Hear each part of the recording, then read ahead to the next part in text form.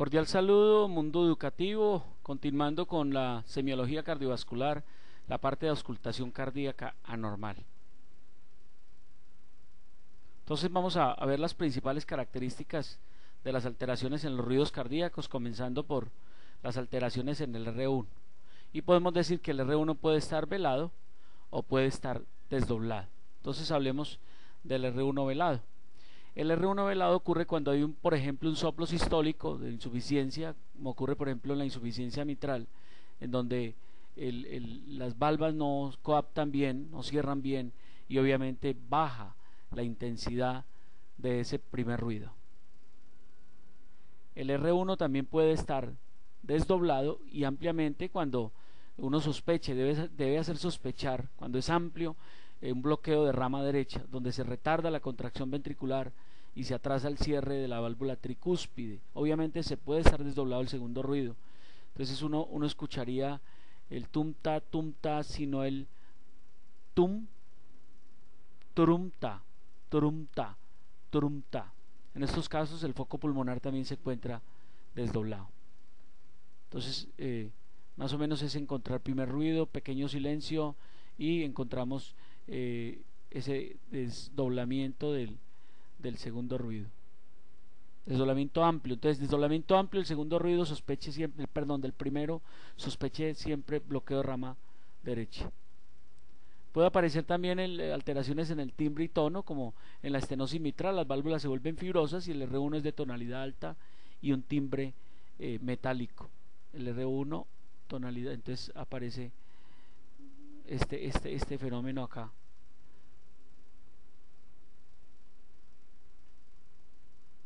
Muy bien.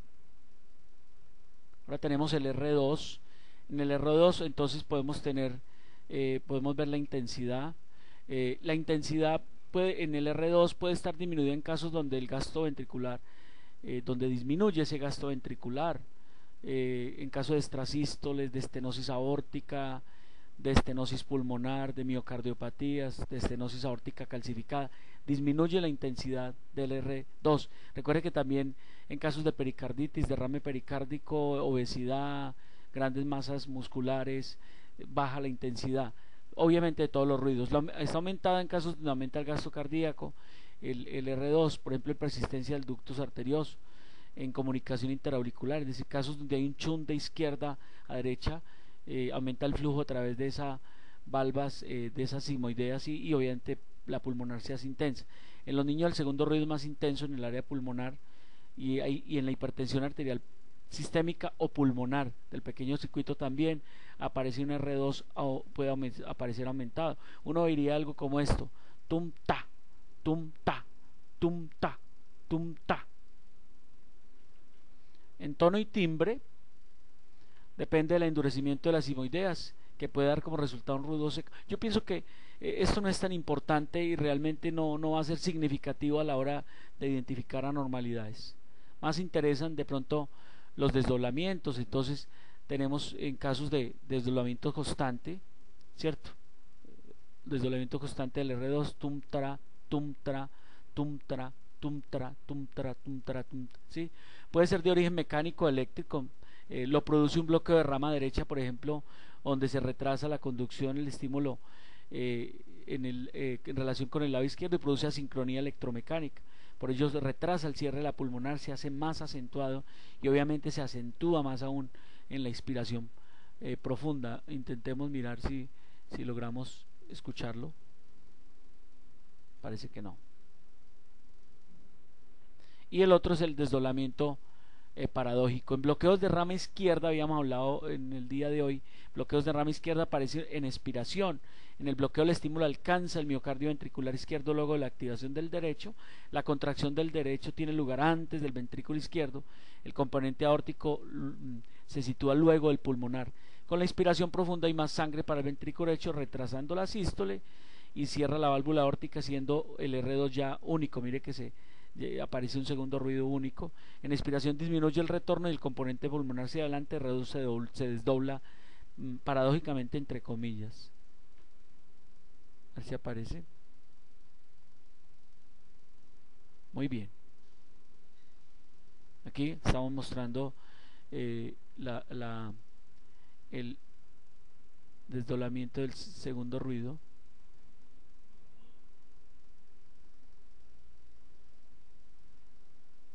Muy bien.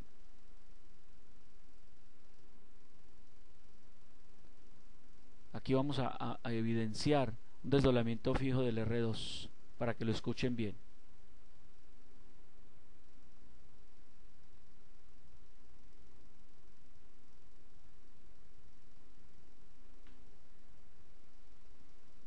Bien. Vamos a ver los ruidos cardíacos fisiológicos desdoblados.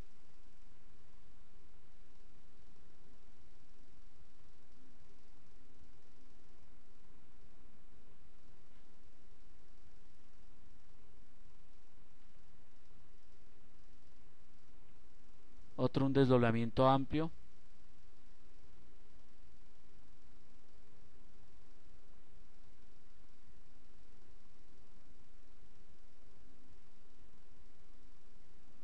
Muy bien.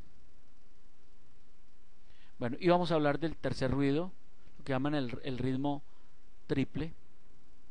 Entonces el tercer ruido aparece en diástole, y este ruido, o sea, en la protodiástole, en la primera parte de la diástole, y se clasifica protodiastólico presistólico. Este sería el cuarto ruido.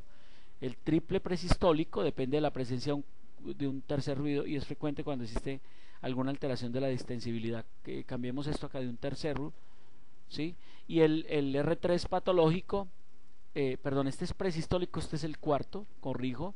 Este es el ruido auricular por contracción auricular, y el patológico, el R3, que es por distensibilidad ventricular, por el momento del llenado rápido ventricular en pacientes con una miocardiopatía. Mejor dicho, es expresión de falla cardíaca, y la falla cardíaca aparece en cualquiera de estas entidades, sobre todo cuando hay grandes sobrecargas de volumen como insuficiencia mitral, miocardiopatías, comunicación de izquierda a derecha. Se puede ver eso, ¿sí? Aparece entonces un tercer ruido cardíaco, ¿cierto?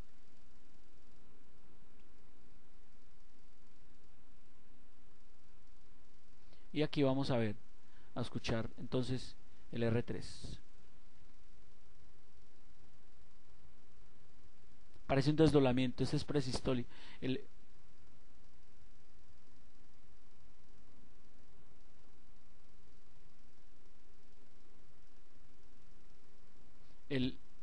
Entonces el otro sería el cuarto ruido. Entonces el cuarto ruido es un galope presistólico que resulta de la fuerza de contracción atrial que bombea la sangre entre el ventrículo. Ocurre en hipertrofia ventricular izquierda con hipertensión arterial, en estenosis aórtica, en cardiopatía hipertrófica, en el ventrículo derecho. El cuarto ruido es menos frecuente que el tercer ruido. Yo diría que el tercer es el que más oye uno con regularidad. Este da la impresión de desdoblamiento del primer ruido cardíaco. Y quiero contar antes de avanzar. Entonces, el tercero y el cuarto ruido son en general patológicos, pero podrían verse en personas jóvenes, delgadas, en adolescentes, en algunas embarazadas, pero tengan en cuenta que en general yo diría que son ruidos anormales, sobre todo el galope ventricular, que es signo de expresión de una falla ventricular izquierda. Veámoslo.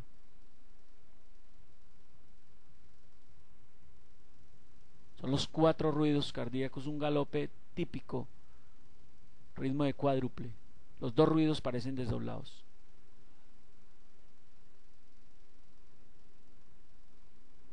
Bueno, y vamos a ver el frote pericárdico. El frote pericárdico entonces ocurre, es un ruido áspero por roce de las dos, digámoslo así, serosas del pericardio. Se ausculta entrando el paciente en apnea expiratoria, sentado inclinado hacia adelante, posición de plegaria momentánea. Recomendable aplicar presión con el fonendo. Se auscultan en sístole y en diástole. Al ubicarlos en la sístole confundirá a veces con un soplo, y se ausculta muy bien en el tercer espacio intercostal. Puede palparse incluso frémito.